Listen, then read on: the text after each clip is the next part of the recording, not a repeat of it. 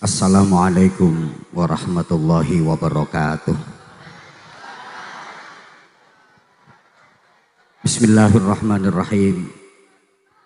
Alhamdulillahi wahdah. Wassalatu wassalamu ala man fihi uswatun hasanah. Sayyidina wa maulana Muhammadin sahibis syafa'ah. Wa ala alihi wa ashabihi wa tabi'ina wa man tabi'a rusydah. Amma ba'd. Ulama anal ajilla wa masyayikhana al-a'izza, bapak-bapak kiai, ibu-ibu nyai, para sesepuh, Fadilatul Mukarram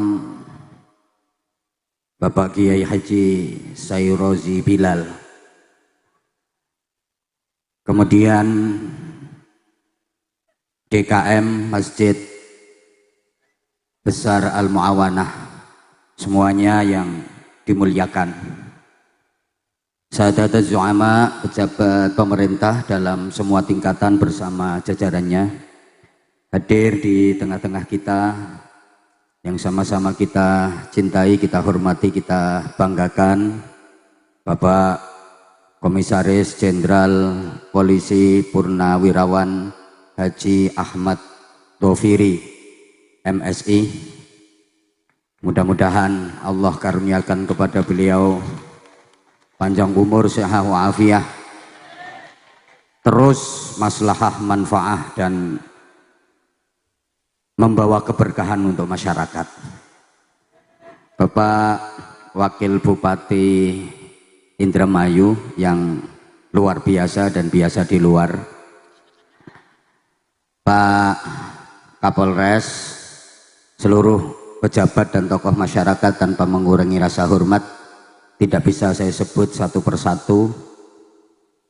Bapak-bapak, ibu-ibu, seluruh jamaah, sesuai dengan kesepakatan kami dengan panitia, sedianya saya diminta memberikan ceramah jam 22.00 WIB. Ini alhamdulillah pas jam 22:75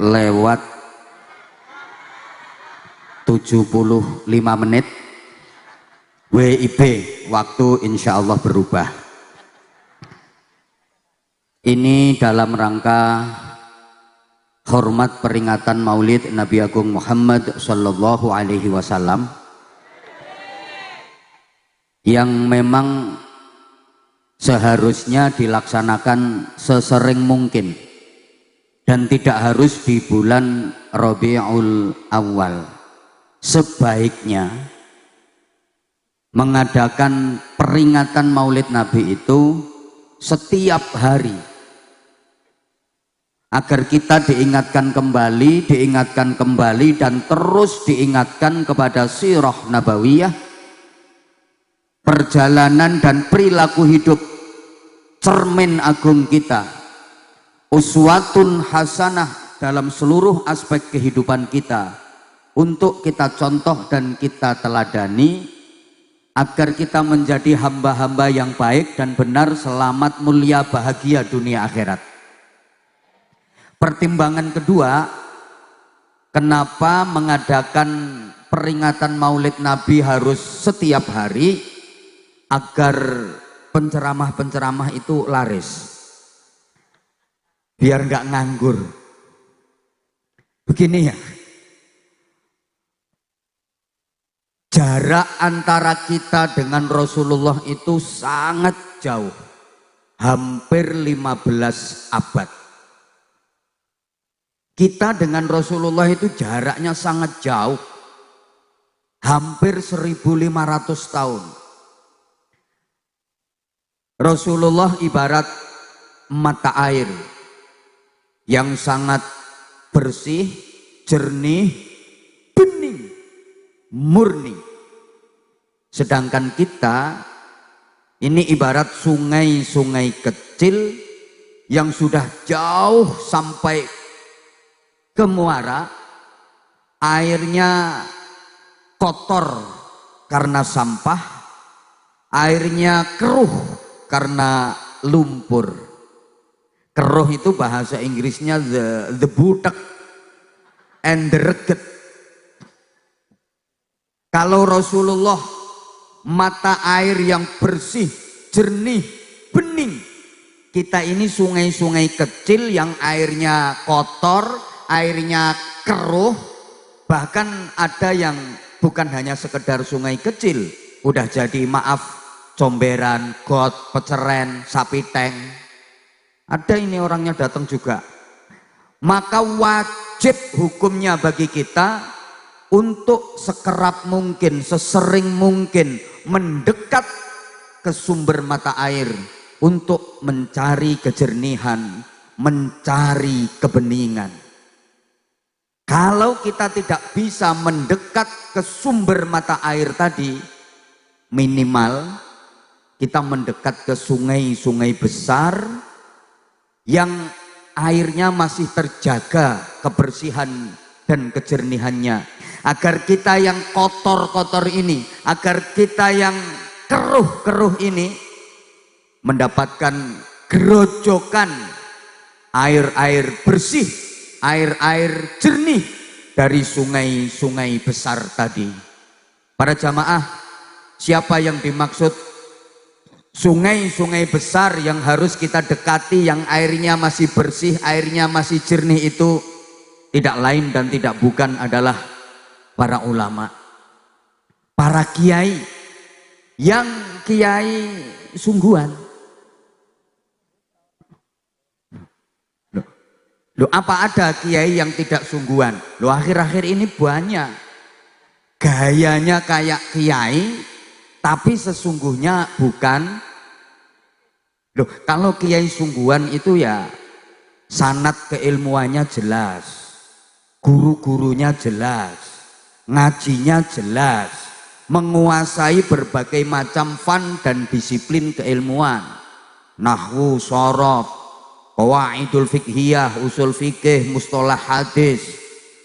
Dia faham ulumul Quran, dia tahu asbabun nuzul, ngerti sababul wurud, faham mantek, balaghah, ngajinya juga urut, Fathul Qorib, Fathul Mu'in, Fathul Wahab. Yang kiai enggak sungguhan itu ngajinya bukan kitab Fathul Wahab, melainkan Fathul WhatsApp, Raudhatul Facebook, Kifayatul Instagram, Nihayatul TikTok. Sanad ilmunya sampai Syekh Google radhiyallahu anhu. Dia ikut thariqah internetiyah. Bahkan dia kadang-kadang mengklaim dirinya sebagai seorang wali YouTube. Nah, ini perlu saya tekankan di awal, karena belakangan ini ada semacam upaya untuk menjauhkan umat dari ulama. Bahkan ada yang sudah nggak doyan kiai. Katanya segala langsung kepada Rasul, langsung Kanjeng Nabi, nggak usah kiai-kiaian. Ngapain pakai kiai-kiaian? Wong kiai juga sama-sama manusia, kentut sama-sama basinnya. Lah yang bilang kiai gendruwo itu ya siapa? Apa-apa harus langsung Kanjeng Nabi. Saya juga berpikir, kalau ada orang yang bilang nggak mau kiai, nggak mau ulama, apa-apa langsung Kanjeng Nabi, lah dapurannya dia, sini kenal dapurannya apa enggak ya? Perejengannya dia, ketemu Kanjeng Nabi yo kapan? Terus dia tahu Kanjeng Nabi dari mana? Dia mengenal Kanjeng Nabi dari siapa? Kalau bukan dari para ulama, kalau bukan dari para kiai. Betul? Emang dia terlahir procot langsung iman? Emang dia terlahir procot langsung bisa sholat? Begitu lahir cenger langsung berdiri cerekal, Allahu Akbar, entul-entul jadi tulik-gulik, endut-endut, gobek-gobek. Ada lagi yang ndak doyan kitab kuning. Apa itu kitab kuning itu? Katanya udah nggak relevan, kuno, semuanya harus langsung Quran, langsung hadis. Mohon maaf para jamaah, orang-orang sekelas kita yang baru belajar tobat kemarin sore, keilmuannya sangat dangkal. Kalau mau langsung memahami Quran hadis, bisa-bisa bukan hanya salah paham, tapi menjadi paham yang salah. Itu membutuhkan piranti ilmu yang komprehensif, membutuhkan piranti keilmuan yang pepek, jangkep, komplit. Gini loh, otakmu sama otakku itu podo. Orang-orang yang agak oon, kalau mau langsung memahami Quran sama hadis, maaf tidak teka. Apa ya tidak teka itu? Iya tidak teka. Maka adanya kitab-kitab kuning, kitab-kitab turas karya salafus sholihin, itu justru memudahkan kita untuk memahami Quran hadis. Karena kitab-kitab kuning itu adalah penjabaran secara detail dan rinci tentang isi kandungan Quran hadis. Kayak ibu-ibu pengen merasakan harum dan wanginya kembang mawar, kembang melati, kembang kantil, kembang kenanga, udah disaring, udah disuling, diproses jadi parfum, ibu-ibu tinggal pakai. Lah kalau mau langsung merasakan harum dari sumbernya, sama dengan ibu-ibu langsung nyedot dari kembangnya itu. Kalau ndak kuat, kepalanya bisa beliyeng itu. Kayak bapak-bapak minum madu yang sudah diperes, sudah disaring, bersih, kan enak. Tinggal suntek, ngudek, ngelek. Lah kalau mau langsung dari sumbernya, lah itu kayak bapak-bapak minum madu langsung dari silitnya tawon. Abuh itu malah. Gitu loh. Allahumma sholli ala Muhammad. Udah sekarang apa yang harus kita contoh dari Rasulullah Shallallahu Alaihi Wasallam? Para jamaah yang saya hormati rahimakumullah. Yang harus kita contoh dan kita teladani dari Rasulullah itu adalah akhlaknya. Silahkan Bapak Bu, nggih. Selamat jalan, lancar, aman, sukses. Nggih. Nggih, monggo. Allahumma sholli ala Muhammad. Bisa dilanjut? Oke, saya minta waktu 20 menit saja. Yang kita contoh dari Rasulullah itu akhlak, karakter, kepribadian, perilaku. Jadi maaf, bukan hanya sekedar tampilan luarnya saja. Kan ada yang salah memahami, merasa sudah mencontoh Rasulullah asal tampilannya berbau sunnah. Enggak dikatekne aku. Halo? Contoh sederhana, maaf ya, maaf banget, memelihara jambang, mengingu jenggot itu loh. Memang itu sunnah, iya sunnah, betul. Tapi bagi kita orang Indonesia, terutama orang Jawa, kan harus mempertimbangkan pantes enggaknya toh. Kalau orang Arab itu memang jenggotnya, kumisnya tebel-tebel. Itu kalau dirawat, dirapikan, kelihatan ganteng, keren, gentle. Lah sampean jenggotnya cuma 7 lembar. Lah itu kalau dibiarin panjang, kena angin malah mobat mabit ndak karu-karuan. Contoh lagi misalnya, maaf, loh, di sisi lain kita juga disunahkan untuk rapi gitu loh. Contoh lagi, Rasulullah itu kalau berkorban menyembelih unta. Kayak karena memang di Jazirah Arab binatang yang besar, dagingnya banyak, halal, itu unta. Ini berarti instruksi dari Rasulullah kepada umatnya, kalau melaksanakan kurban, sembelihlah binatang di daerahmu yang besar, dagingnya banyak, halal. Tidak harus onta. Kalau di Tegalurung sini, ya sapi.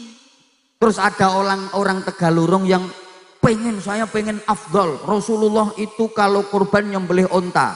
Saya nyari yang paling afdol, harus nyembelih onta. Makso. Ya, mesti ditangkap sama polisi. Dimasukkan penjara. Lah dari mana dapat onta kalau nggak nyuri di kebun binatang? Loh gini loh, Islam itu memang turun di Arab, datang dari Arab, tapi berislam itu nggak harus selalu ke Arab-Araban. Kita bisa berislam ala Indonesia. Allahumma sholli ala Muhammad. No. Kayak contoh Rasulullah menyatakan uhibbul arabiyyata li thalathin li'anni wulidtu fil Arab wa li'anna lughata ahli jannah lughatul arabiyyah wa li'anna lughatul Qur'an lughatul arabiyyah. Ngerti? Sama, saya juga enggak ngerti. Uhibbul arabiyyata li thalathin. Aku mencintai Arab itu karena 3 hal. Pertama, li'anni wulidtu fil Arab, karena aku dilahirkan di Arab. 2, wa li'anna lughatul Qur'an lughatul arabiyyah, karena bahasa Al-Quran adalah bahasa Arab. 3, wali'anna lughata ahlil jannah lughatul arabiyyah, karena bahasa ahli surga adalah bahasa Arab. Nah, ini pelajaran buat kita. Kalau Rasulullah menyatakan uhibbul arabiyyata li'anni wulidtu fil Arab, aku mencintai Arab karena aku dilahirkan di Arab, ya kita nggak harus mencintai Arab. Pelajaran bagi kita ya uhibbul Indonesia li'anni wulidtu fi Indonesia. Aku mencintai Indonesia karena aku dilahirkan di Indonesia, yang aku injak bumi Indonesia, yang aku minum air Indonesia, yang aku hirup udara Indonesia, yang aku makan adalah makanan yang tumbuh dari tanaman-tanaman di Indonesia. Di bumi Indonesia aku beribadah, di bumi Indonesia aku bersujud, dan insya Allah kelak di bumi Indonesia pula jasadku akan dikebumikan. Gitu. Yo, Rasulullah pakaiannya jubahan, sorbanan. Iya, ini bukti bahwa Rasulullah sangat menghargai budaya lokal. Orang Arab itu budayanya dalam perpakaian bagi yang laki-laki jubahan dan sorbanan. Maka Rasulullah pakai jubah, pakai sorban. Andaikan Rasulullah lahirnya di Tegalurung, yuk pakaiannya Rasulullah ya kayak bapak-bapak itu. Jadi jenengan pakai baju koko, kemudian pakai peci, kemudian pakai sarung cap mangga. Nah loh, itu panjenengan sudah berpakaian ala Rasulullah. Undang-undang dalam berpakaian itu 1, nutup aurat, 2, suci bersih, 3, sopan. Soal model terserah, mau di model kayak apa terserah, yang penting nutup aurat, suci, sopan. Sampean ndak harus maksa-maksa. Sunnah ini pakai jubah, Rasulullah pakai jubah. Halo. Ingat, yang pakai jubah sorbanan bukan hanya Rasulullah. Abu Jahal juga pakai jubah. Abu Jahal juga sorbanan. Loh berarti sama Abu Jahal dengan Rasulullah? Beda. Bedanya di mana? Pakai jubah, sorbanan, wajah cerah, sumringah, senyum merekah, sikap ramah, santun, bersahabat. Rasulullah jubahan, sorbanan, wajah garang, sangar, angker, nyaprut, betutut, kereng, bengis, angkuh, sombong, Abu Jahal. Jubahannya sama, surbananya sama, yang beda apanya? Karakternya. Lah gimana kalau orang Tegalurung tiru-tiru pakai jubah surbanan? Bagus. Kalau lagi sholat berjamaah ke masjid, jubahan. Bagus. Mimpin sholawatan, jubahan. Bagus. Sholat Jumatan, jubahan. Bagus. Manjat kelapa, jubahan. Belum dapat kelapa, yo kelapamu dua itu meletus karo. Gitu loh. Jadi polisi jubahan. Ini kejar-kejaran sama maling, yo polisi ini nyosop. Halo? Paham gak? Oke, berarti gini. Yang kita contoh dari Rasulullah itu adalah akhlak, karakter, perilaku, kepribadian. Bapak Ibu para jamaah, mohon maaf. Dalam cuplikan hadis riwayat Sayyidah Aisyah radhiyallahu taala anha, ketika ditanya seperti apa akhlaknya Rasulullah, beliau menyatakan kana sallallahu alaihi wasallam khuluquhul Quran. Akhlaknya Rasulullah adalah Al-Quran. Bapak Ibu para jamaah, kalau panjenengan cermati Al-Quran, mulai pertama suratul Fatihah sampai terakhir minal jinnati wan nas, Bapak Ibu panjenengan tidak akan mendapati satu ayat pun yang memuji Rasulullah dari segi kegantengannya, ketampanannya, nggak ada. Padahal Rasulullah itu sangat ganteng, tampan, handsome, keren, sempurna. Tapi tidak ada satupun ayat Al-Quran yang berbicara tentang ketampanan wajah Rasulullah, kegantengan wajah Rasulullah. Padahal gantengnya Rasulullah itu sempurna. Loh, katanya yang paling ganteng itu Nabi Yusuf. Memang Nabi Yusuf ganteng dan gantengnya Nabi Yusuf itu mukjizat. Tapi ingat, gantengnya Nabi Yusuf itu adalah pancaran dari Rasulullah Muhammad sallallahu alaihi wasallam. Ketampanan Nabi Yusuf itu orang masih bisa mensifatinya dan orang masih kuat memandang berlama-lama. Misalnya alisnya Nabi Yusuf itu begini, kalau orang Jawa bilang nanggal sepisan, jadi nyelirit gitu. Kalau alismu kan nanggal 14, jebrak-jebrak gitu. Misalnya seperti itu, matanya begini, hidungnya begini, pipinya seperti ini, bibirnya seperti ini. Orang masih bisa mensifati, bisa menatap dengan teliti dan jelas. Lah, kegantengan dan ketampanan Rasulullah, tak seorang pun yang bisa mensifati secara tepat dan tidak ada orang yang kuat memandang wajah Rasulullah Shallallahu Alaihi Wasallam. Saking dahsyatnya, kalau boleh digambarkan Nabi Yusuf misalnya rembulan.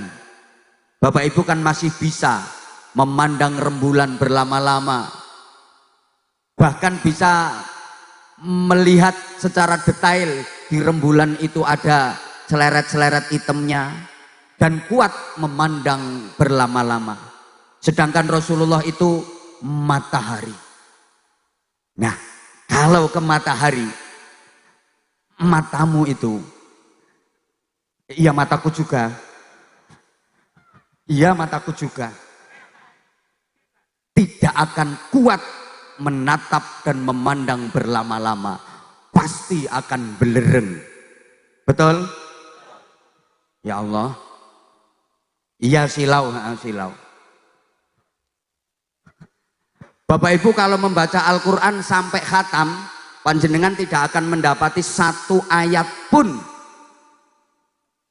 yang memuji Rasulullah dari segi postur tubuhnya. Padahal Rasulullah itu postur tubuhnya gagah, atletis, tegap, sempurna. Tapi nggak ada ayat Quran yang bicara tentang itu. Nggak ada ayat Quran yang membicarakan tentang kepinterannya Rasulullah. Padahal Rasulullah itu cerdas, pinter, nggak ada tandingannya. Halo? Bapak Ibu juga tidak akan mendapati ayat Quran yang membicarakan tentang kekayaannya Rasulullah. Tidak ada. Yang akan kita dapati ketika kita membaca Al-Quran adalah Allah Subhanahu wa ta'ala memuji sang Rasul kekasihnya itu dalam hal akhlaknya. Wa innaka la'ala khuluqin azim. Dan sungguh engkau Muhammad benar-benar berada pada budi pekerti yang agung. Nah, kita sebagai umat Rasulullah Muhammad Sallallahu Alaihi Wasallam, nilai kita bukan dari tampang kita, bukan dari wajah kita, bukan dari postur dan potongan tubuh kita. Makanya bapak-bapak yang dikasih wajah ganteng, dikasih tubuh gagah, jangan pernah merasa bangga dan sombong, karena bukan itu yang dinilai Allah dari kita. Ibu-ibu juga begitu, yang dikasih wajah cantik, bodinya oke, ayu, kemerusu, keboy, semluhai, aduhai, imut, yahud, bahenol, menol-menol, semok, kebelenok, kemontok, kementek-mentek, molek, kinyis-kinyis, mingis-mingis, mentong-mentong, moblong-moblong, denok-denok, debleng. Jangan pernah merasa bangga, apalagi sombong. Ingat, yang dinilai Allah bukan kecantikan, bukan body. Kadang-kadang ada perempuan itu dikasih wajah cantik dikit, bodinya oke, Masya Allah, sombongnya. Jalannya aja udah jentik-jentik. Ditanya sama tetangganya itu nggak mau jawab. Mbak mau kemana? Malah melengos. Ada ini orangnya pakai jilbab warna hitam kayaknya.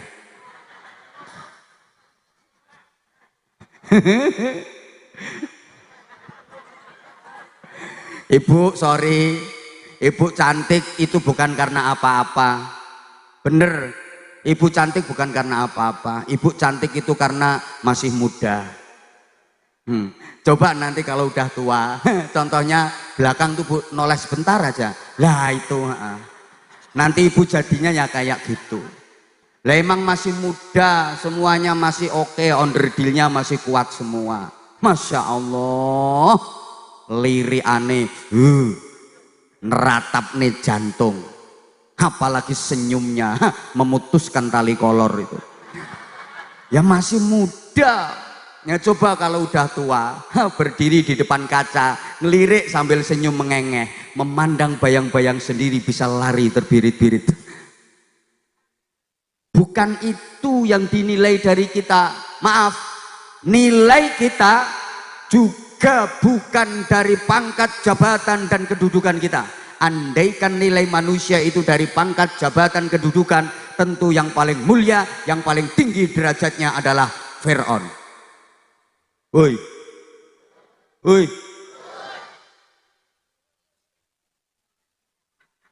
Kadang-kadang ada orang punya pangkat dikit aja, ya Allah sombongnya, jalan itu aja ndegek-ndegek kayak gini. Padahal pangkatnya apa toh? Wakil RT. Masya Allah. Bukan itu yang dinilai dari manusia. Bukan. Halo.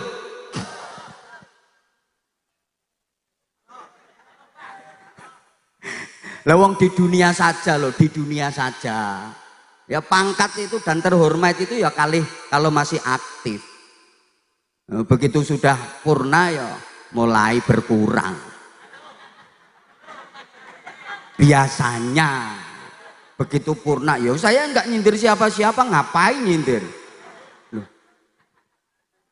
Lah orang kalau nggak siap membanggakan pangkatnya biasanya begitu purna power syndrome. Loh biasanya semuanya tinggal main perintah, main tunjuk. Kamu sana, siap. Kamu sana, siap. Apa-apa serba dilayani, mau naik mobil pintu dibukain, kemana-mana koper dibawain, sandal dibawain, kacamata dibawain, map dibawain. Menurut saya orang itu semakin tinggi pangkatnya semakin keple tangannya. Jadi bawa map sendiri aja itu udah ndak kuat.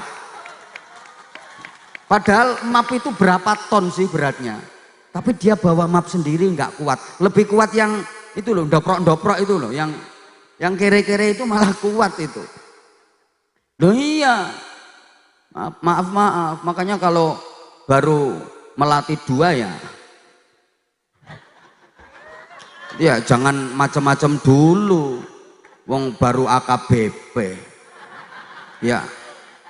Nah, itu di dunia begitu purna selesai sudah. Siapa bilang kiai sama saja tadi? Siapa yang ngomong kiai sama saja? Loh, beda. Kalau kiai itu jabatan dunia akhirat. Loh. Ayo kalau enggak percaya sekarang maaf ya. Kalau enggak percaya. Nah.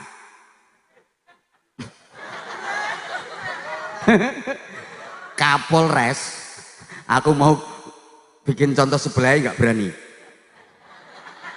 Pak Fajar itu loh, Pak Fajar ini Pak Kapolres ini nanti usianya sampai sepuh 120 tahun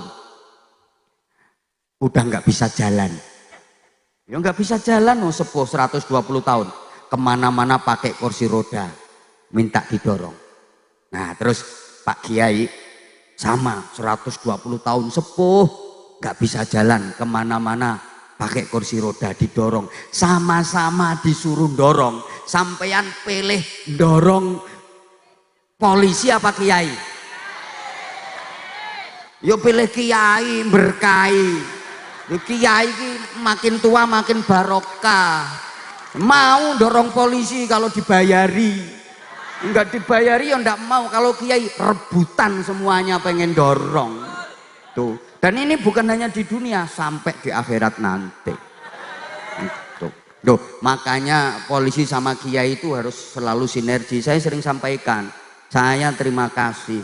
Hampir tiap hari, saya kalau ngaji kemana-mana selalu dikawal. Kalau nggak dikawal mungkin perjalanan macet, telat, macem-macem.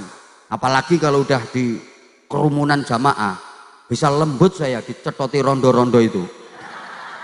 Jadi selalu sehingga saya bisa tepat waktu sampai lokasi dan aman. Terima kasih Pak Polisi. Makasih. Insya Allah nanti di akhirat kiai mau masuk surga, polisi pula yang ngawal dan mengantarkan. Insya Allah. Tapi habis ngawal keluar lagi. Gitu.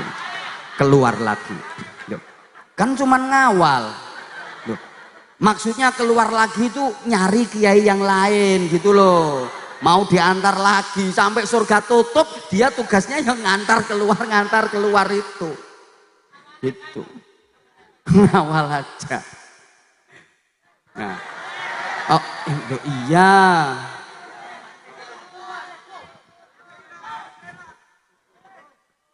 Sebagai umat Muhammad, sebagai hamba Allah, nilai kita bukan dari harta kekayaan kita. Andaikan nilai manusia itu dari harta kekayaan, yang paling mulia dan tinggi derajatnya ya korun. Tuh loh. Nah masyarakat kita kan maaf. Ini udah di mana-mana. Kita itu seakan-akan terdidik untuk materialistis, untuk kapitalistis, hedonistis. Orang dihormati, dihargai itu karena kekayaan. Di mana-mana. Kalau orang kaya itu dihormati dan semuanya takut. Tapi kalau orang miskin itu maaf diremeh-remehkan. Maka kalau ada acara-acara ini yuk, orang kaya meskipun datang belakangan naik panggung.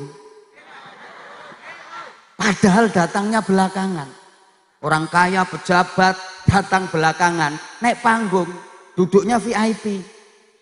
Orang miskin datang duluan, yang dongsong, doprok itu.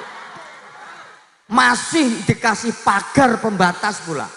Coba, Panitia kadang-kadang sentimen. Kenapa sih kalau orang miskin kok? Nah, ini yang tepuk tangan mesti kere kabeh ini.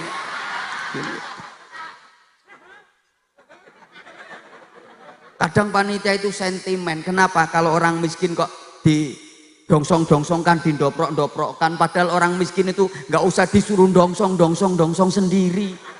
Udah doprok sendiri, zalim. Dan ini hanya tampilan dunia, saudaraku yang di bawah, jangan pernah berkecil hati. Ini hanya tampilan di dunia, hanya perlakuan dunia. Sepertinya yang di panggung ini lebih mulia, lebih tinggi derajatnya, lebih baik dibanding dengan yang di bawah.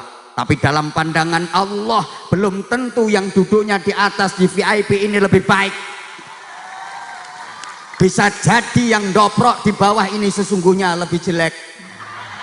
Jadi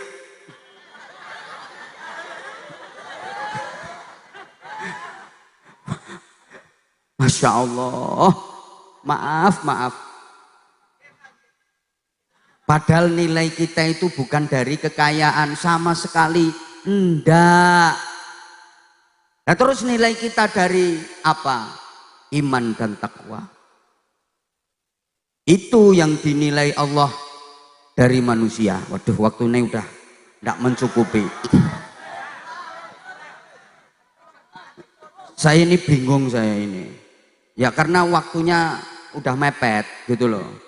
Terus ada tema yang harus saya prioritaskan karena merajut persaudaraan, merawat kebinekaan untuk membangun masyarakat yang berkah. Ini nanti kalau saya terlalu bertele-tele, materinya nanti nggak ke bawah, dianggap penceramah nggak profesional. Nanti panitianya mesti gerutu, gitu aja mahal, mesti ngono. Izin, saya udah sering ngomong kalau pengen murah yuk suruh ceramah ketua RT. Tuh, ketua RT aja suruh ceramah, murah itu. Semakin jauh jarak perjalanan ya semakin mahal. Nah sekarang apa misi Rasulullah Shallallahu Alaihi Wasallam? Wes ngene ae. Selama hampir 23 tahun kurang lebih Rasulullah melakukan renovasi besar-besaran. Rasulullah merenovasi bangsa yang biadab menjadi bangsa yang beradab. Masyarakat yang kurang ajar menjadi masyarakat yang terpelajar. Rasulullah merenovasi umat yang terpecah belah menjadi ummatan wahidah. Umat yang porak-poranda menjadi umat yang bersaudara. Merenovasi masyarakat yang tenggelam dalam kemusyrikan dan kekufuran menjadi masyarakat yang kuat dalam Islam dan keimanan. Ini saja, dua hal saja yang akan saya sampaikan dalam waktu yang insya Allah 10 menit lagi selesai. Pertama, udah diem, nggak ikut nyumbang cerewet, diem. Pertama, renovasi akidah, membebaskan manusia dari kemusyrikan, membebaskan manusia dari ketergantungan kepada selain Allah. Para jamaah, selama 13 tahun perjuangan Rasulullah waktu fase Makkah, itu target utama Rasulullah adalah menanamkan keimanan, menancapkan akidah pada jiwa manusia. Karena memang iman itu merupakan pondasi utama dalam kehidupan. Apa saja kalau dasarnya iman, hasilnya pasti aman dan nyaman. Saya ulang, tolong kata-kataku ini nanti jadikan status atau story. Apa saja kalau dasarnya iman, hasilnya pasti aman dan nyaman. Allahumma sholli ala Muhammad. Oke, Iman itu berarti berharap hanya kepada Allah, tidak berharap kepada apapun dan siapapun selain Allah. Para jamaah, kalau kita berharap kepada Allah, pasti berhasil, pasti beres urusan apapun. Tapi berharap kepada selain Allah, berharap kepada apapun, berharap kepada siapapun selain Allah, hasilnya sia-sia, endingnya kecewa. Karena selain Allah nggak punya apa-apa, selain Allah nggak bisa apa-apa. Termasuk berharap kepada manusia, hasilnya sia-sia dan endingnya kecewa. Manusia itu kadang-kadang kita berbuat baik kepadanya, tapi dianya nggak mau berbuat baik ke kita. Ada apa ada? Orangnya datang, kayaknya di sebelah kanan panggung. Berharap kepada manusia, berbuat baik kepada manusia, kita berharap dibalas kebaikan, mesti kecewa. Maka kalau Bapak Ibu berbuat baik kepada orang lain, jangan pernah berharap dibalas kebaikan oleh orang itu. Kalau panjenengan berharap kebaikan, dibalas kebaikan oleh orang itu, pasti kecewa. Contoh sederhana, guru ngasih ilmu ke muridnya, lah kok guru berharap balasan dari muridnya, pasti kecewa. Karena nggak mungkin muridnya bisa membalas, memberikan ilmu kepada gurunya. Understand? Orang tua membiayai pendidikan anaknya mulai tingkat dasar sampai tingkat tinggi selesai, kok orang tua berharap balasan dari anaknya untuk dibalas biaya pendidikannya, pasti kecewa karena nggak mungkin bisa. Maka maaf, berharap kepada manusia endingnya kecewa. Maka ibu sebagai istri jangan terlalu berharap kepada suami, sakit hati. Bapak sebagai suami jangan terlalu berharap kepada istri, sakit hati. Jujur, sebagai suami saya sering dikecewakan istri, mengecewakan dia lebih sering lagi. Loh iya, wong berharap kepada manusia itu seringkali bertepuk sebelah. Ayo tuh sayang jawab. Seringkali bertepuk sebelah. Air susu dibalas dengan air. Ditolong malah mentong, dikeiatin rogoh. Kau yang mulai, kau yang berjanji, kau yang jadinya ya nasib, ya nasib.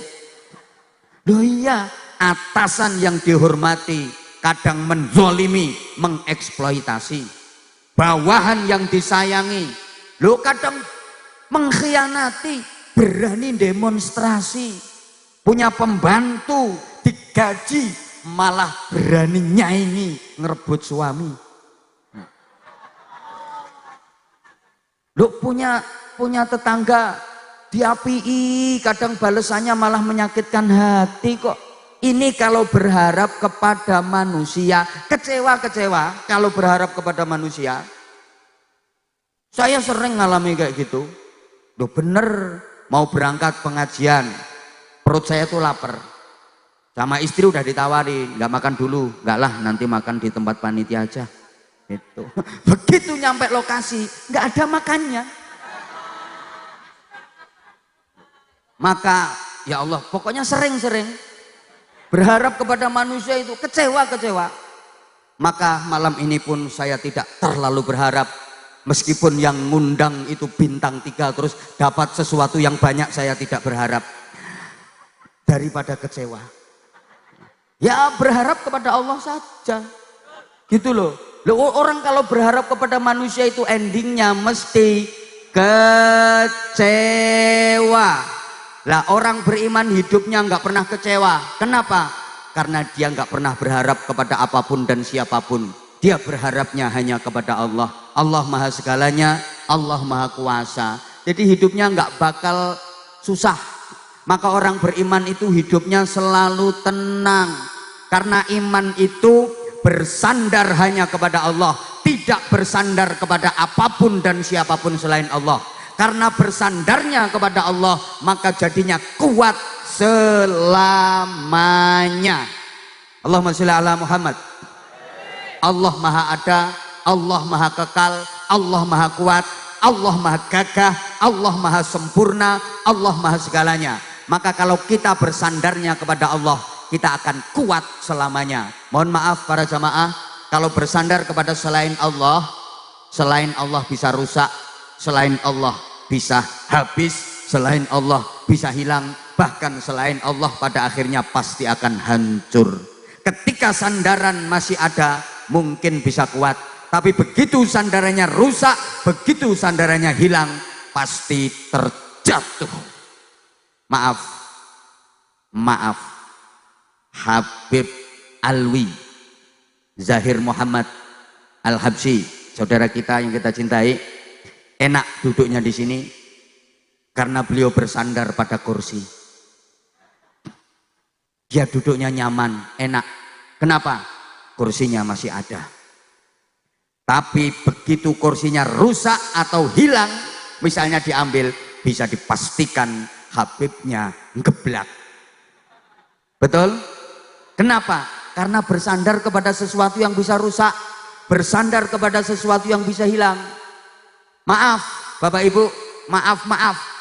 Ada orang yang mengandalkan kekayaannya, dia merasa gagah, dia merasa terhormat. Iya, selama kekayaannya masih ada, mungkin dia bisa menggaya, mungkin dia bisa menyombongkan diri.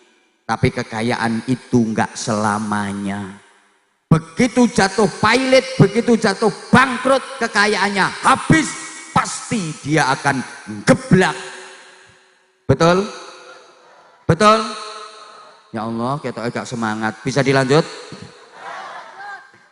Ada orang bersandar kepada pangkat, jabatan, dan kedudukan. Ya, selama pangkat dan jabatannya masih ada, kuat mungkin, tapi pangkat, jabatan, kedudukan itu enggak selamanya. Begitu jabatan selesai, geblak. Kalau bersandarnya kepada pangkat, jabatan. Halo? Ibu misalnya mengandalkan suami, bersandar pada suami, suaminya gagah, suaminya kaya. Terus ibu menggaya, suamiku kan kaya, jentit, kentir. Iya, selama suami ibu masih hidup, mungkin ibu bisa menggaya. Karena ibu bersandar sama suami, begitu suamimu mati, geblak kamu. Sopo bilang kawin lagi? Ya udah kawin lagi, dapat suami lagi, lebih gagah, lebih kaya. Ibu mengandalkan suami, ibu bisa jendat-jendit menggaya. Begitu suamimu mati lagi, geblak lagi. Ya udah kawin lagi, dapat suami lagi, lebih gagah, lebih kaya. Oh, ibu bisa menggaya, suaminya makin gagah, makin kaya. Ketika suamimu hidup, begitu suamimu mati lagi, geblak lagi. Kawin lagi, udah nggak laku. Ya wis nyenyek. Rupane yo mek ngono. Kawin lagi terus. Tapi kalau kita bersandarnya kepada Allah, Allah selalu ada. Allah nggak pernah rusak. Allah maha kekal, Allah maha abadi. Understand? Sehingga orang beriman itu hidupnya nyaman. Kenapa? Karena dia memiliki Allah. Dan dia sadar sesadar-sadarnya semuanya milik Allah. Sadar nggak punya apa-apa, nggak bisa apa-apa, maka hidupnya nyaman, hidupnya tentram, hidupnya tenang. Para jamaah, mohon maaf, sebab orang susah, gelisah, sebab orang bingung, stres, itu karena merasa kehilangan. Entah kehilangan harta, entah kehilangan duit, entah kehilangan keluarga, entah kehilangan pangkat, jabatan, kedudukan, entah itu kehilangan kesempatan. Maka sekali lagi, sebabnya orang susah itu karena merasa kehilangan. Kenapa merasa kehilangan? Karena merasa punya, karena merasa memiliki. Orang beriman, dia sadar kalau dia enggak punya apa-apa karena semuanya kepunyaan Allah. maka dia nggak pernah merasa susah karena dia nggak pernah merasa kehilangan. Kehilangan apa? Wong tidak gablek apa-apa. Paham? Ya Allah, gak nyaut Bisa dilanjut? Makanya sering disampaikan, hidup itu kalau pengen nyaman, pakailah filosofinya tukang parkir. Tukang parkir itu meskipun dikirimi mobil banyak, bagus-bagus, mahal-mahal, dia nggak pernah merasa sombong. Ya toh? Padahal yang dikirim ke dia itu mobilnya keren-keren, harganya mahal, bagus-bagus. Dia nggak pernah sombong. Paling cuma ditata. Begitu mobilnya diambil sampai habis, dia juga nggak sedih. Ambil-ambilan silahkan. Kenapa? Karena tukang parkir nggak pernah merasa memiliki. Dia hanya merasa dititipi. Itu bukan miliknya, hanya titipan. Masa titipan disombongkan? Oh nggak ikut punya loh, kok disombongkan? Itu orang waras apa orang gila? Halo? Misalnya Pak Jenderal ini pas pulang kampung kayak gini, terus mau acara ke satu tempat, jalannya sempit, mobilnya nggak bisa masuk, terus dititipkan ke sampean. Begitu Pak Jenderal berangkat, terus mobilnya mbok teblek-teblek, mobilku, yes. Waras apa gila? Ya kayak gitu. Hartamu itu titipan, bukan milikmu. Lah kok disombongkan? Gila itu. Pangkat, kedudukan, jabatan titipan, kok disombongkan? Gila itu. Ilmumu, kepandaianmu itu juga titipan. Lah kok disombongkan? Gak waras itu. Halo? Yang kedua, titipan itu harus dirawat dengan baik, harus dijaga dengan baik. Kalau nggak dijaga dengan baik, yang punya, yang nitip pasti marah. Betul? Ya Allah. Titipan kalau nggak dijaga dengan baik, yang punya, yang nitip pasti marah. Bapak Ibu zaman misalnya ke pasar, belanja, bawa motor, terus dititipkan, ditinggal belanja. Begitu selesai belanja mau pulang, ambil motor, lah kok rusak, spionnya protol, knalpotnya hilang, joknya remuk. Marah nggak sampean? Ya marah. Kenapa? Karena titipannya tidak dijaga dengan sampean kadang dititipi anak sama Allah 5, loh kok rusak semua anakmu? Apa kira-kira Allah nggak marah? Lah Indramayu ini juga titipan Allah, Indonesia ini juga titipan Allah. Kalau nggak dijaga dengan baik, Allah yang nitip pasti marah. Lah kok dirusak? Allah yang nitip pasti marah. Paham nggak ya ini ya? Hah? Nah, ya udah kalau paham, sekarang materi berikutnya. Lah makanya satu, iman diperkuat, akidah diperkuat, karena iman ini motor penggerak dari semua amal kebaikan kita. Makanya metode Al-Quran itu setiap berbicara tentang amal soleh pasti didahului tentang iman dulu. Amanu baru wa amilus. Bisa dilanjut? Setiap bahas amal-amal soleh pasti sebelumnya membicarakan tentang keimanan. Amanu baru wa amilus solihat. Kalau amanu, amilusnya solihat. Kalau ada iman, maka amal-amalnya baik. Mafhum mukhalafahnya, kalau nggak ada amanu, yang nggak bisa amilus solihat. Ya Allah, jadi kita bisa sholat, kita puasa, kita mau sholawatan, kita mau ngaji, ya karena digerakkan oleh motor yang namanya iman. Termasuk kita meninggalkan maksiat, kita meninggalkan dosa karena direm yang namanya iman. Sehingga Nabi menyatakan, la yasriku sarikun hina yasriku wa huwa mu'minun. Maling itu nggak akan nyuri andaikan dia punya iman. Ketika dia nyuri, itu imannya lagi hilang. Andaikan masih ada imannya, nggak bakalan dia nyuri. Maka nggak ada ceritanya copet ngerampas tas sambil baca Bismillahirrahmanirrahim itu nggak ada. Nggak ada.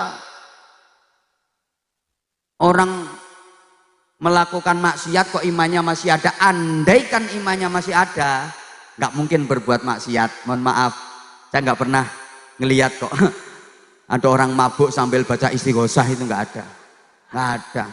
Wala yazni zanin hina yazni wa huwa mu'minun. Orang nggak mungkin berbuat zina andaikan dia punya iman. Ketika dia melakukan zina, imannya lagi hilang. Maka nggak ada orang mau zina kok tawasul dulu. Sebelum kita melakukan proses, mari sama-sama kita bertawasul mudah-mudahan dengan membaca suratul Fatihah. Mudah-mudahan petinggiringan ini dibarokahi oleh Allah Subhanahu wa taala. Al-Fatihah. Nggak ada. Ini iman. Duh, iman pula yang menggerakkan kita bisa hadir di majelis yang mulia malam hari ini. Nah, sekarang yang kedua, renovasi sosial. Rasulullah membangun kekuatan politik yang disebut dengan political society. Understand? Ya Allah, susah aku ngomongi wong sing ayu-ayu, cantik-cantik tapi kok gini loh. Ya apa ya enak ngene ya. Hah?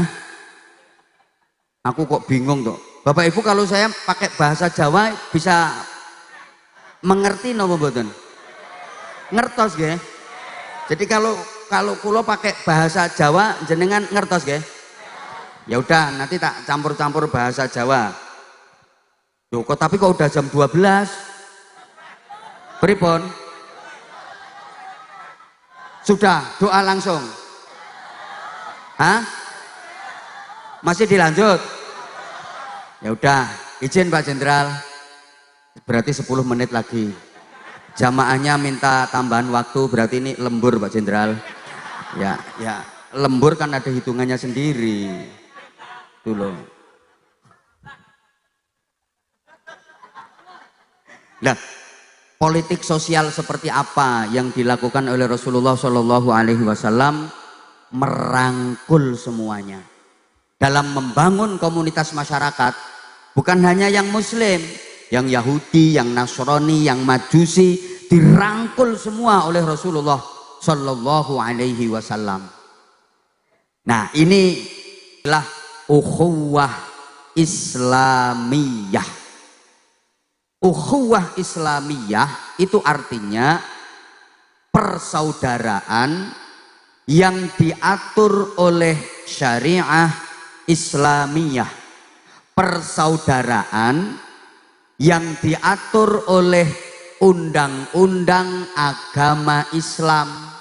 Jadi bukan hanya persaudaraan sesama umat Islam saja, tapi sifatnya lebih umum, universal, menyangkut semua bentuk persaudaraan. Gini Bapak Ibu ya, kalau persaudaraan hanya antar umat Islam, itu istilah yang tepat, bukan ukhuwah Islamiyah, tapi al-ikhwan al-muslimun.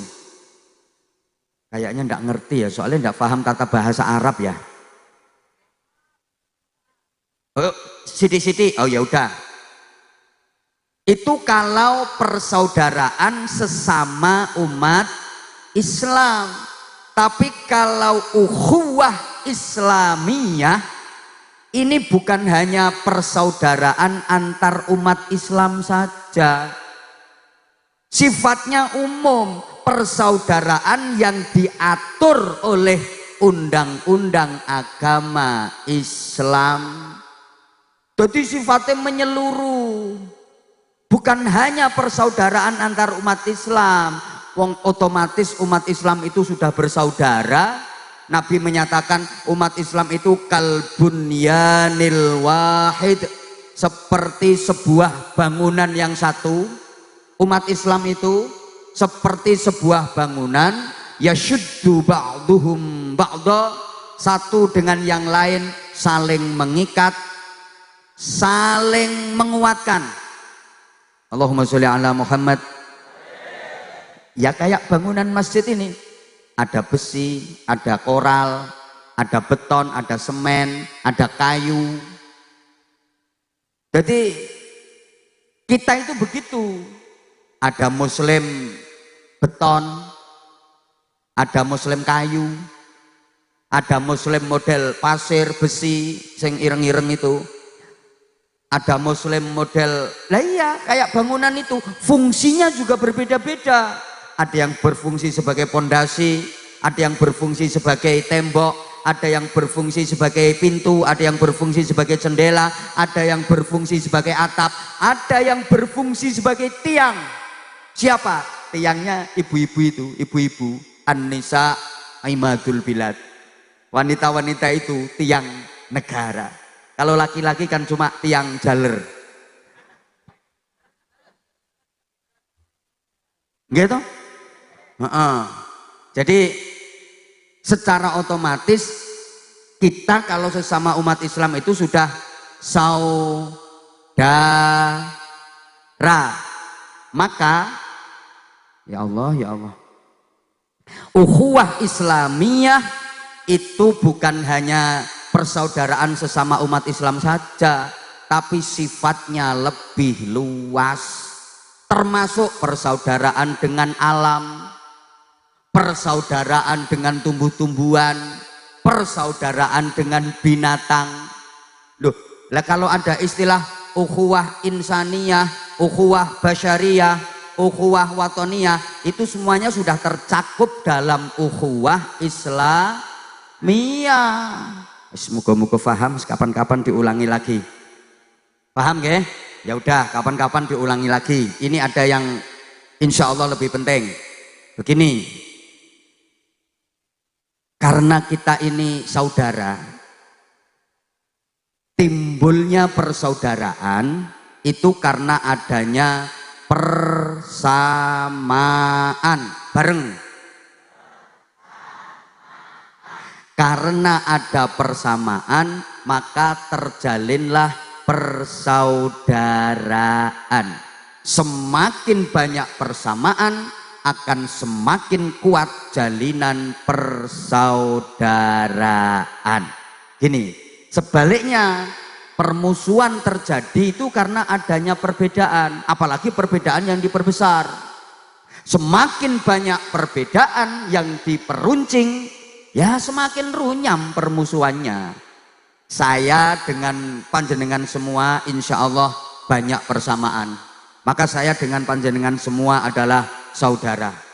Buktinya kita ini negaranya sama, Tuhannya, ayo sayang nyaut, negaranya, Tuhannya, nabinya, kitab sucinya, sholatnya, kiblatnya, puasanya, makannya, minumnya, tidurnya, kentutnya.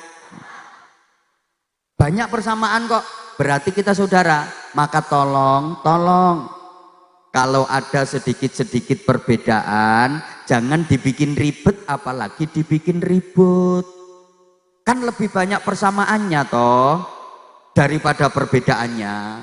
Kayak dulu gara-gara ada perbedaan bilangan rokaat dalam sholat tarawih, ribut. Yang satu 8 rokaat, satunya 20 rokaat, ribut. Kan yang beda cuma bilangan rokaatnya toh, yang lain sama, sholatnya juga sama, bacaan-bacaan di dalam sholatnya juga sama, yang beda cuma bilangannya, satunya 20, satunya 8, cuman itu kok. Mari kita sikapi dengan bijak dan dewasa. Misalnya bagi panjenengan yang sholat tarawihnya 20 rakaat, ikut jamaah bareng dengan imam, imamnya 8 rakaat. Begitu imam selesai bubar, ya lanjut, tinggal nambah, kok apa susahnya? Tambahi sendiri 12 kan jadi 20. Betul?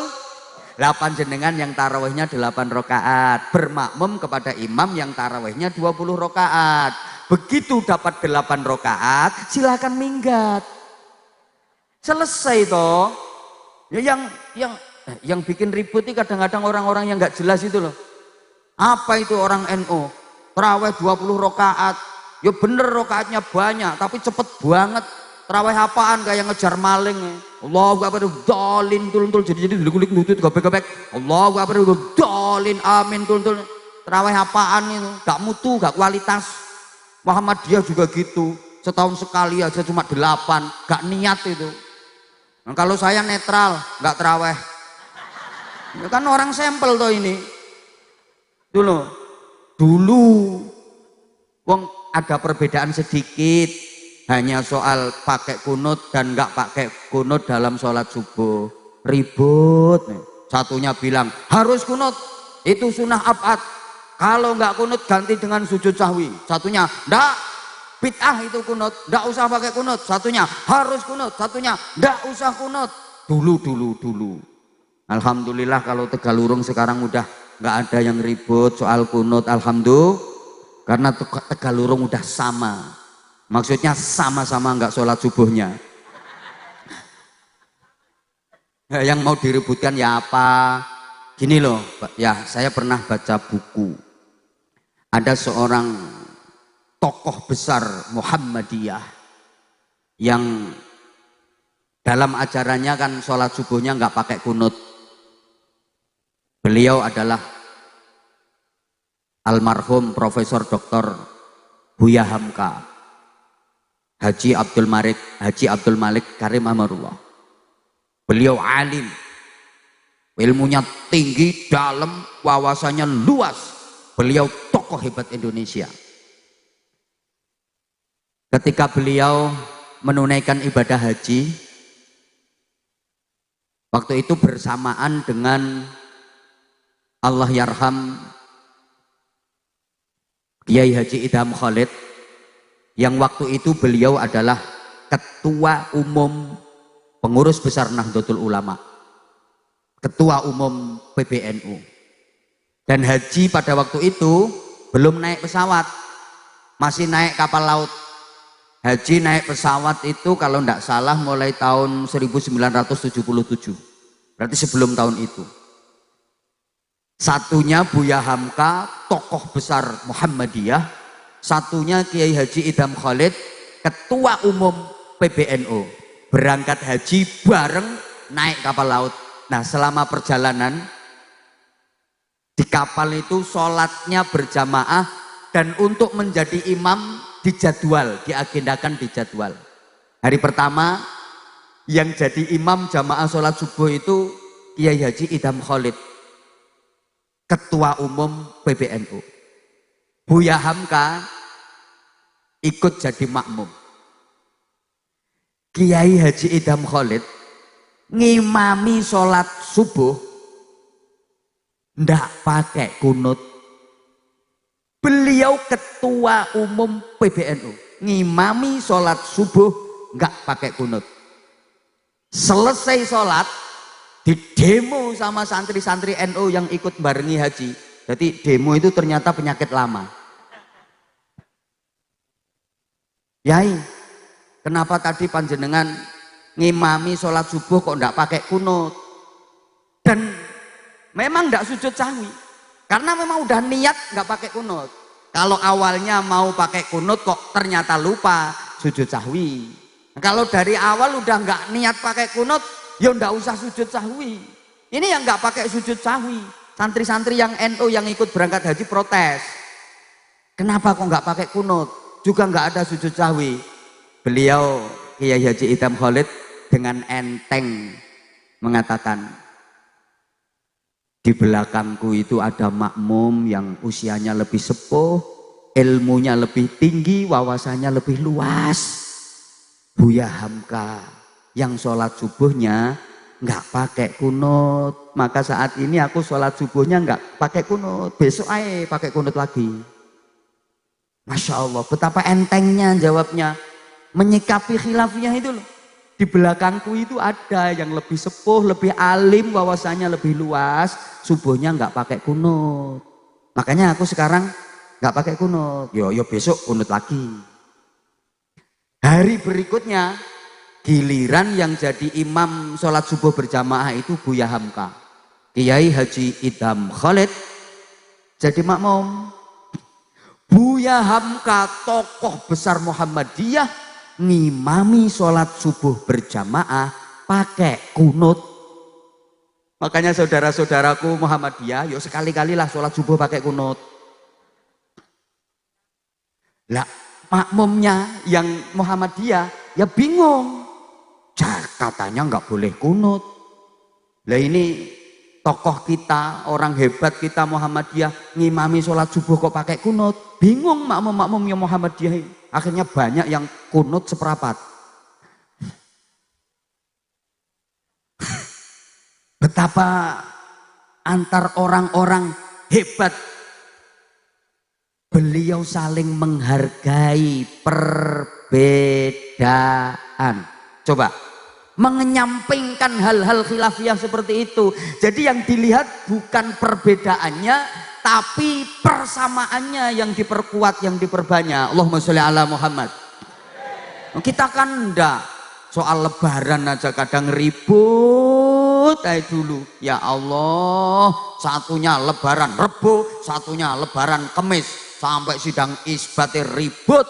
Kita ini nunggu Rebo apa Kemis, Rebo apa Kamis, taraweh apa takbiran, bingung kita nunggu keputusan sidang isbat. Sementara yang sidang Rebo, Kemis, satunya Rebo, satunya Kemis, satunya Rebo, satunya Kemis, satunya Rebo yang bener, satunya enggak, yang bener Kemis. Akhirnya pemerintah menentukan Kamis. Ya Allah, saya ditanya, ada orang yang nanya, saya ikut hari raya Kemis, ikut pemerintah gimana? Tak jawab, berarti lebaran negeri aku yang. Iya lebaran negeri. Lah kalau saya ikut lebaran hari Rabu, swasta. Itu masih ada yang tanya. Lah kalau saya lebarannya ikut Rebo tapi sholat idnya Kemis gimana? Swasta bersubsidi. Ya Allah, ya Allah. Lah sama-sama saling menyalahkan nih. Kalau nggak ada saling menghargai, ya nggak ada ujung pangkalnya. Katanya yang Rebo gini, loh ini gimana tuh kamu itu? Udah lebaran kok kamu masih puasa, haram, ini udah lebaran, katanya yang Rebo. Lah katanya yang Kemis, ya kamu yang oon. Wong ini masih Ramadan kok kamu nggak puasa, dosa. Ayo terus gimana?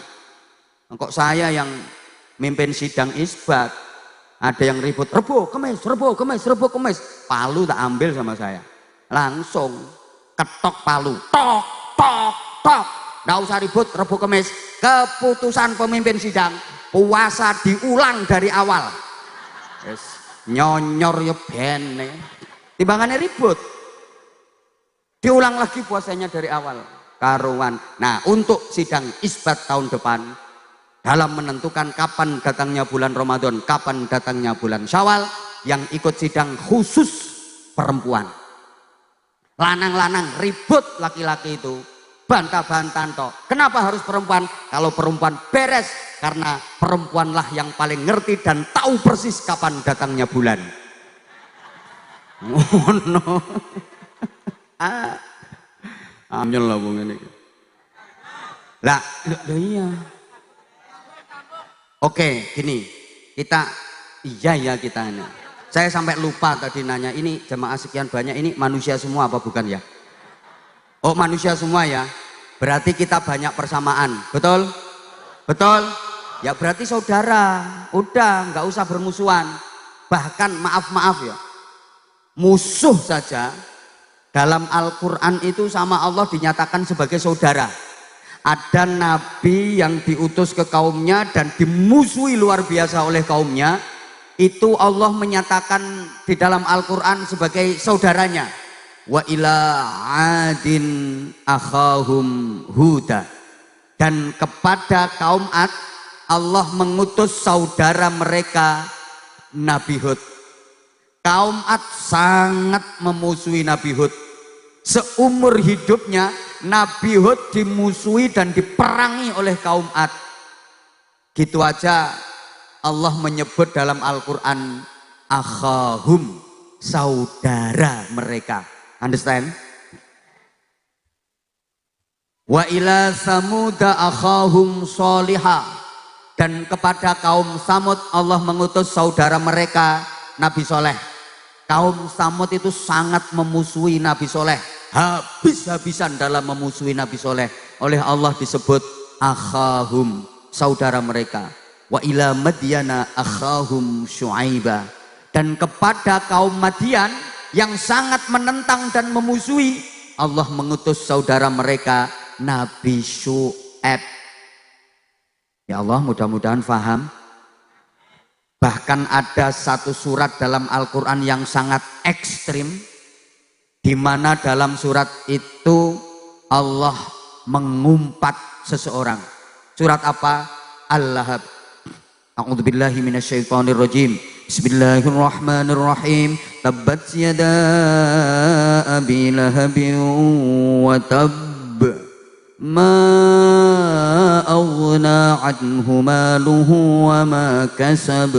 Sayasla naran dhata lahabin wa imra'atuh hammalatal hatab fi jidha hablum min masad.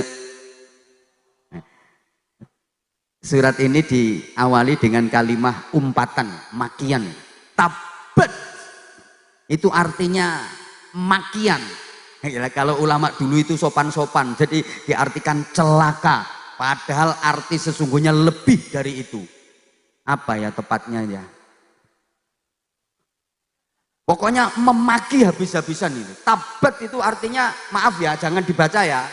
Bang SAT. Jangan dibaca. Habis-habisan. Saking gregetannya Allah sama Abu Lahab. Sampai istrinya ikut. Wa mra'atuhu hammalatal hatab. Tapi coba perhatikan. Bagaimana sikap Rasulullah. Rasulullah memanggil Abu Lahab itu, ya ammi, wahai pamanku.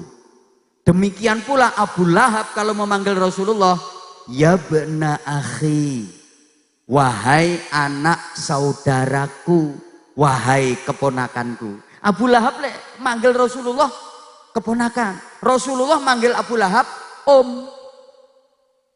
Ya cara saiki om. Ngeyel lah. Rasulullah mengajarkan, oke, pendapat boleh nggak sama, prinsip boleh berbeda, tapi persaudaraan tetap wajib dijaga. Understand?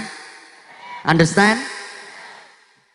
Memang berbeda prinsip, tapi nggak boleh putus silaturahim, nggak boleh putus persaudaraan, karena orang yang mutus persaudaraan dilaknat sama Allah. Yamkutullah qati'ar rahim walau mata jaufal ka'bah sajidan.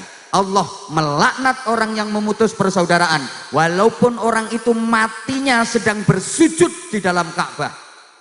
Masya Allah, mati dalam keadaan sujud itu sebaik-baik kematian. Matinya di dalam Ka'bah sebaik-baiknya tempat. Tapi kalau dia putus persaudaraan tetap dilaknat sama Allah. Sekali lagi Bapak Ibu, maaf banget, prinsip boleh berbeda tapi persaudaraan tetap wajib dijaga. Oke? Oke? Jangan hanya gara-gara persoalan sepele terus putus persaudaraan. Ya wes, ora dulur-duluran, ora paten. Kalau ada orang seperti itu, berarti dia lebih bejat daripada Abu Lahab.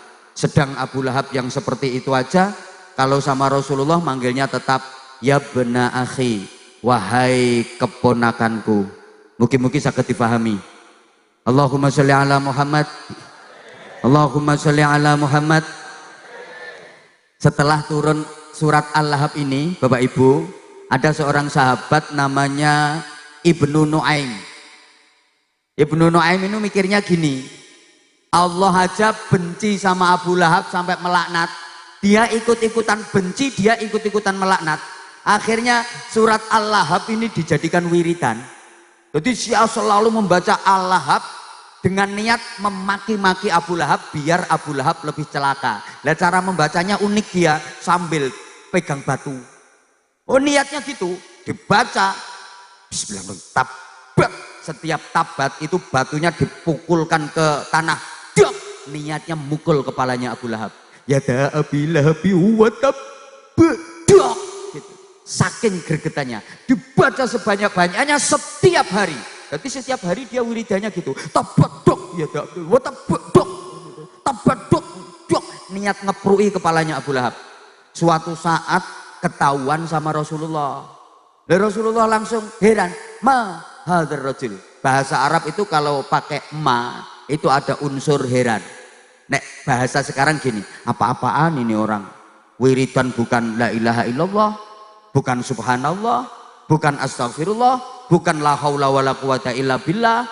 Lah kok wiridan kok tobat tabat. Ini toriko apa ini orang? Langsung ditegur sama Rasulullah. Bro, ya cara sekarang bro,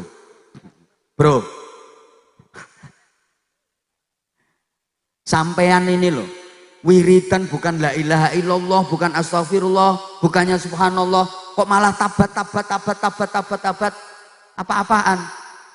Dia mengatakan, saya itu gergeten sama Abu Lahab, karena Abu Lahab selalu memusuhimu ya Rasulullah, makanya aku ikut baca Al-Lahab ini biar Abu Lahab makin celaka. Terus Nabi berkata, Mas, atadri man huwa? Sampean tahu nggak Abu Lahab itu siapa? Wallahi ma adri ya Rasulullah. Demi Allah saya nggak tahu ya Rasulullah dia siapa. Terus Nabi mengatakan, huwa ammi. Abu Lahab itu pamanku. Lah kok kamu berani memaki-maki? Kamu apa aku? Boleh kamu baca surah Al-Lahab, tapi kamu nggak usah ikut maki-maki pamanku. Itu urusannya pamanku sama Allah. Kamu nggak usah ikut-ikutan. Understand? Ya Allah. Rasulullah lo sampai segitunya dalam menjaga persaudaraan.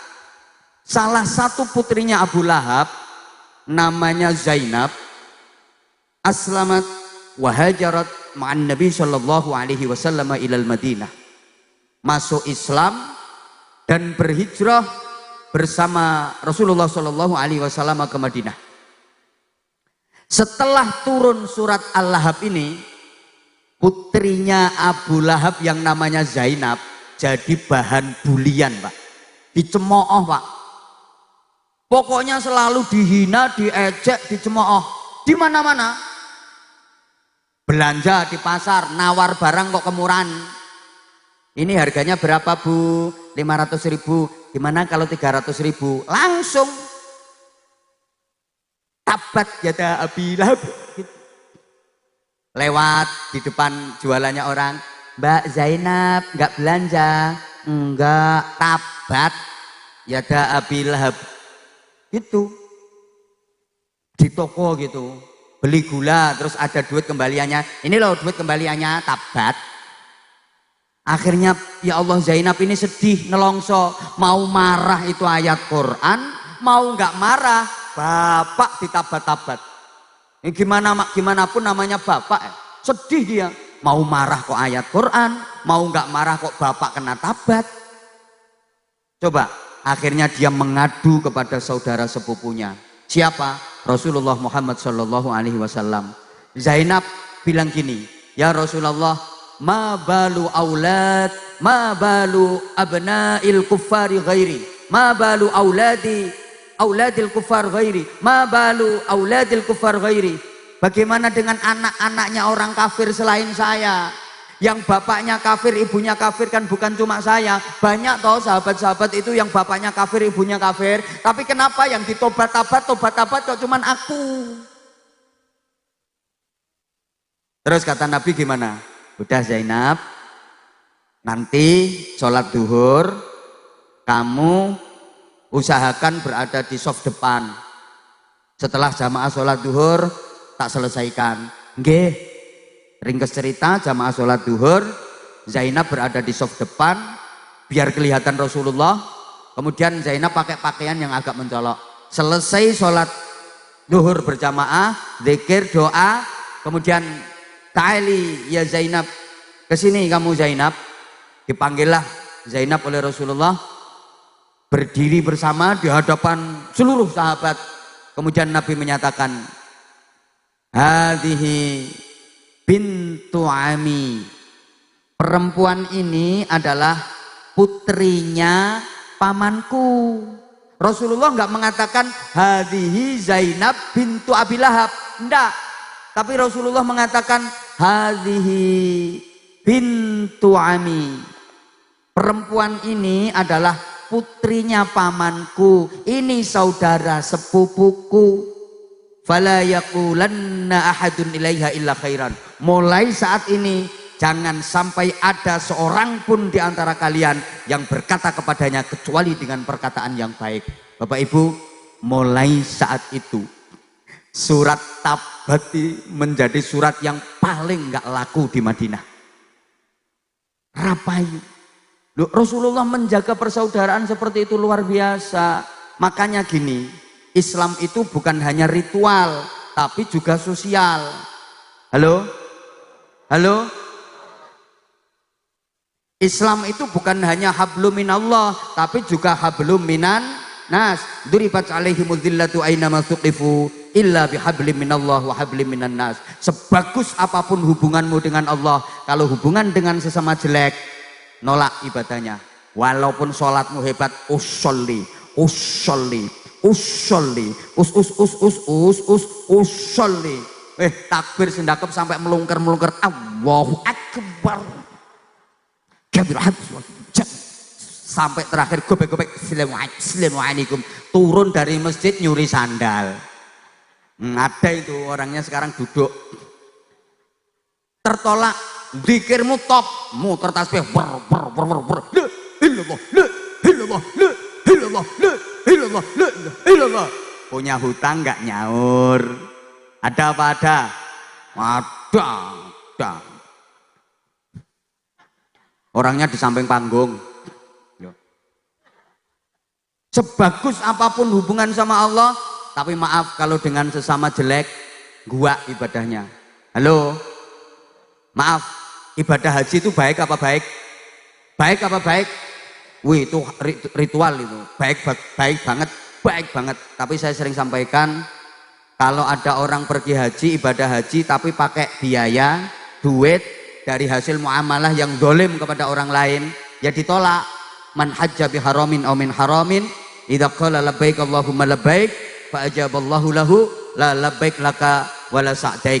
Dia berhaji kok pakai duit haram, hasil judi online, duit renten nganake iki lho. Maaf, ketika dia bertalbiyah walaupun dia sambil nangis-nangis, labbaik Allahumma labbaik, labbaik la syarika laka labbaik, Allah menjawab, enggak labaikan, enggak paten, ngapain labbaik. Duit apa kamu pakai? Maka maaf, ada orang haji pakai duit haram. Awalnya lancar, tapi akhirnya ketika lempar jumroh terjadi kendala. Ya Allah, kerikil yang dilemparkan itu selalu kembali. Bismillahirrahmanirrahim, Allahu Akbar, cetak, kerikil kembali. Diambil lagi, dilempar, Bismillahirrahmanirrahim, Allahu Akbar, cetak, selalu kembali kerikil itu. Tidak mau masuk ke sumurannya. Dia penasaran, kemudian kerikil diambil, dilihat ternyata ada tulisannya, maaf, sesama setan dilarang saling lempar.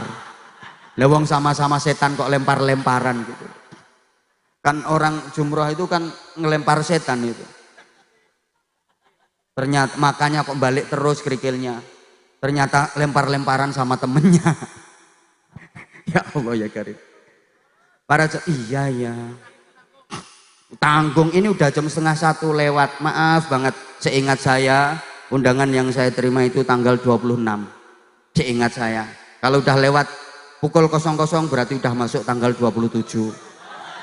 Berarti ini bukan lembur, ini saya ceramah sudah 2 hari. Tanggal 26 dan tanggal 27. Nggih, mohon maaf nggih. Wis mudah-mudahan masjid ini makin makmur, mudah-mudahan. Saya mulai awal tadi takjub dan kagum kepada jamaah yang luar biasa.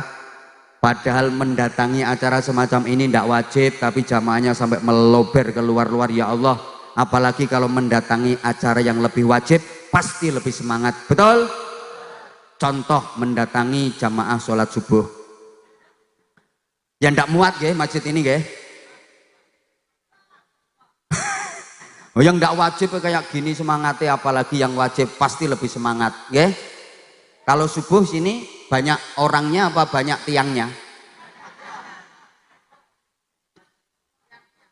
Ya Allah. Makanya pernah ada muadzin itu jengkel Bapak Ibu. Setiap azan masyarakat nggak ada yang mau datang ke masjid. Subuh diadzani nggak ada orang. Sampai ditambah pujian itu sholawatan lama banget. Dzikir ditambahi subhana Allah Allahil azim. Nggak ada orang datang.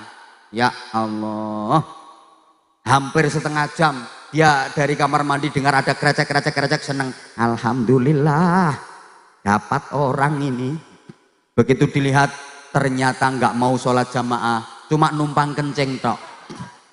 Ya Allah. Zuhur diadzani nggak ada yang datang, asar diadzani nggak ada yang datang, maghrib diadzani juga sepi, isya diadzani juga sepi. Akhirnya si muadzin tukang adzan ini jengkel. Jam 9 pagi azan sekenceng-kencengnya, speaker dikencengin. Allahu Akbar, Allahu Akbar. Begitu ada azan jam 9 pagi, masyarakat sekampung keluar semua bawa pentungan.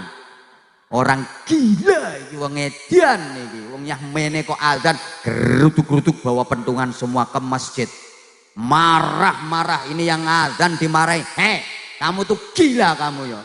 Azan apa kamu? Jam segini kok azan? Katanya si muadzin, yang gila ini saya apa sampean semua?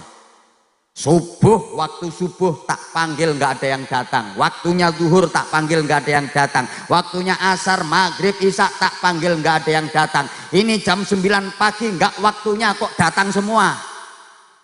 Sing gila siapa? Akhirnya orang-orang balik semua. Ya udah, podo gila nih. Nah, jodohnya kita itu sholatnya harus jamaah gitu loh maksud saya. Orang model kayak kita mau sholat sendirian, wah susah diterima. Soalnya potongan model gini tuh insya Allah sholatnya 99,9% ngelamun. Betul? Nah, termasuk yang ceramah. Padahal innallaha thayyibun la yaqbalu illa thayyiban. Allah itu maha baik, Allah nggak mau menerima kecuali yang baik-baik. Nah kalau nggak khusyuk ya nggak diterima sama Allah. Padahal ingat mulai pertama sholat sampai terakhir sholat tadi, jenengan sholat betul-betul bisa khusyuk, ingat terus ke Allah udah berapa kali? Ya nggak belas. Nah kalau jamaah insya Allah dijamin khusyuk. Nah mudah-mudahan kapan-kapan bisa disampaikan. Sekali lagi Bapak Ibu para jamaah, ini udah over ini. Saya ngajinya udah sampai jam 12:30 dini hari. Maaf.